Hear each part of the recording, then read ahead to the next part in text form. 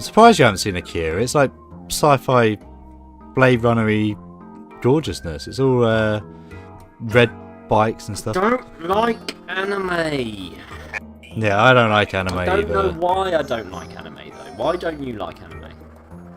I don't know. It's got its own visual language I never got. It's like watching Pokemon. I never understood what on earth was happening. No, see, I love Pokemon.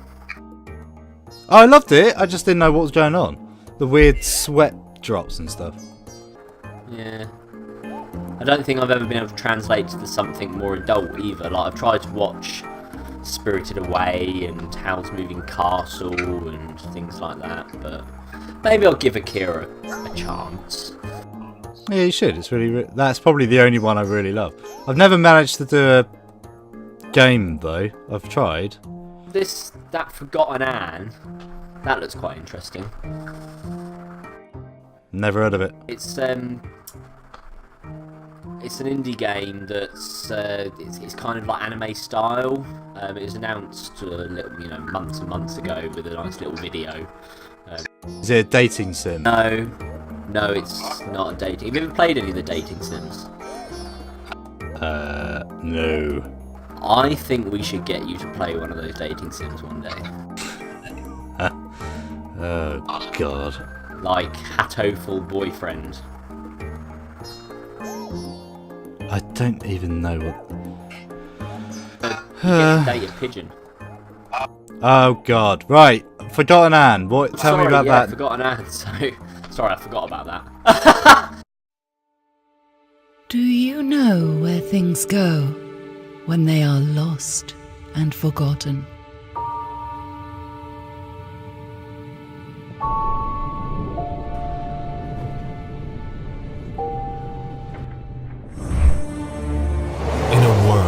Forgotten objects. Apply for validation stickers here. Remember, you're not rotten, just forgotten. Two humans must find their way home. Stay vigilant. We are going home soon, Anne. A young girl tasked with keeping order amidst a rebellion. Tiffany, it's me. Anne?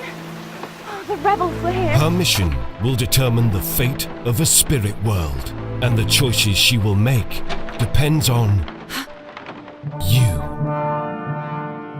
Have you ever wondered what happens to those odd socks that go missing? Or that scarf that you swear you had last year but can't seem to find anywhere? Bet you wouldn't expect them to become, say, a welder, or a postman, or an engineer. In the world of Forgotton Anne, that is exactly what happens. These lost things, these forgotlings, are taken to the Forgotten Lands. There, they're given a job or a purpose. But what if they don't like their job? What if they want to be something else, like an astronaut or an actor? What happens then? I've just spent the last 5 hours finding out exactly that. Forgotton Anne is the first game from indie developer Throughline Games, and it's been produced through the Square Enix Collective, a crowdfunding service set up by Square Enix to support indie developers.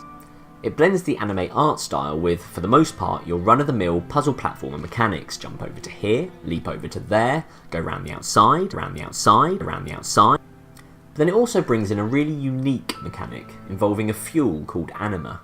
There are many occasions where you have to use a device on Anne's wrist to control the flow of the anima, to power up different switches and different levers, and that helps you progress through the levels. Most of the time this is pretty straightforward, but there was the occasional moment where I'd actually get quite stuck and have to sit back and think about it. The mechanics are good, but they're not going to blow you away with anything unique or creative. I will say, however, there is one level, towards the end of my 5-hour stint, that, trying to remain spoiler-free, all I can really say is that they reminded me a lot of the old Assassin's Creed loading screens, and the puzzle within that was brilliant. But what really carries the game is the anime art style. The entire game is hand-drawn. So much love, care and attention went into every detail of the game, and that really helps to bring the whole world of Forgotton Anne to life. It's believable. Sure, it's full of lots of lost things that can talk, but it's absolutely real in its creation. The only games that have come close to this artistic feat that I can really think of are Valiant Hearts and Little Nightmares. I would include Cuphead in that list, but the only problem with that game is that the world felt quite empty. This game, like the other two mentioned, is full of life. Now, I'm not the biggest indie fan, but I have played games like Limbo and Inside, Super Meat Boy, The Witness. Does Ori and the Blind Forest count? And that was one reason why I was a little bit unsure about this game at first. I do enjoy the story-driven platformer. I mean, Valiant Hearts absolutely blew me away, made me an emotional wreck. But the other issue with this game that had me a little bit nervous was I'm not a big fan of anime. Before you start, I know, go watch Howl's Moving Castle. I've tried, okay? Didn't enjoy it then, didn't enjoy it now. The closest I come to enjoying anime is Pokemon. I don't know what it is, I don't know why it is, I just don't really click with the way they speak or the animation style. So not having played many indie games and not enjoying anime, obviously I was wondering if I was ever going to enjoy this game at all. And how wrong I was. When you first take up the role of Forgotton Anne, you're awoken by an explosion in the city. The rebels, these Forgotlings that don't want to do as they're told, are trying to destroy the Ether Bridge, a device created by Master Bonku, the leader of the Forgotten Lands, to try and get them home to the human world, or the Ether. You're then sent on a mission by Master Bonku to find the leader of the rebels, a wonderfully charismatic mannequin by the name of Mr. Fig. You meet a ton of great characters on the way. A single boot that sounds a little bit like a Weeble character who's trying to repair a pipe by kicking it. A teddy bear that's an engineer, kind of reminds me a bit of Ted because he's just angry all the time. And a Scottish quill that really just wants to help everyone.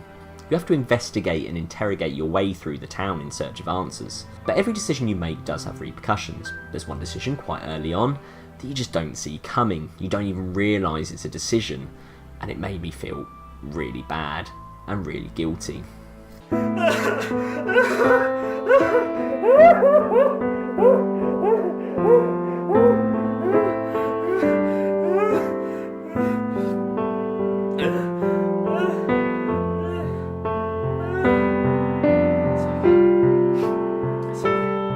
Now, I'm not going to go into any more detail on the story because it's one of those games that you should really play yourself if you haven't already, and I don't want to spoil it for anyone. So we'll move on to the final piece of the puzzle that really makes this game incredible, the sound. First, starting with the environmental sounds, they really do shine. There's one point where I was on a train and I was going in between carriages, and as you go into that little compartment in between carriages, the sound got really loud, like it does on real trains, and then you come back out again and it goes quiet.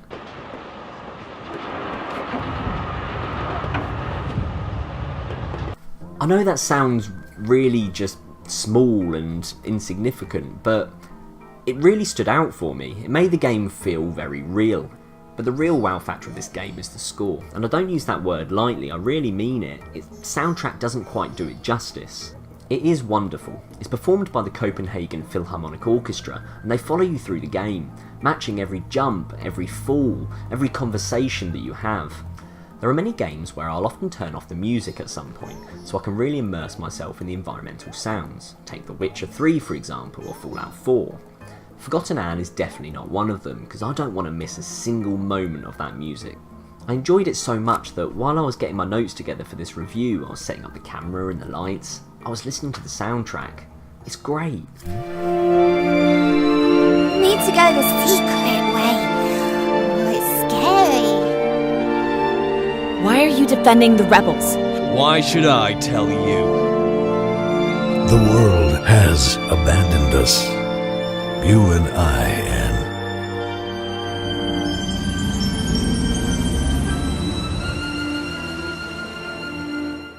So, has Forgotton Anne passed the 5-hour test? You can probably guess that it definitely has. I really want to carry on playing it. I feel like I'm so close to the end that I'm going to carry on playing it now if that's alright. You can leave. Seriously. Go.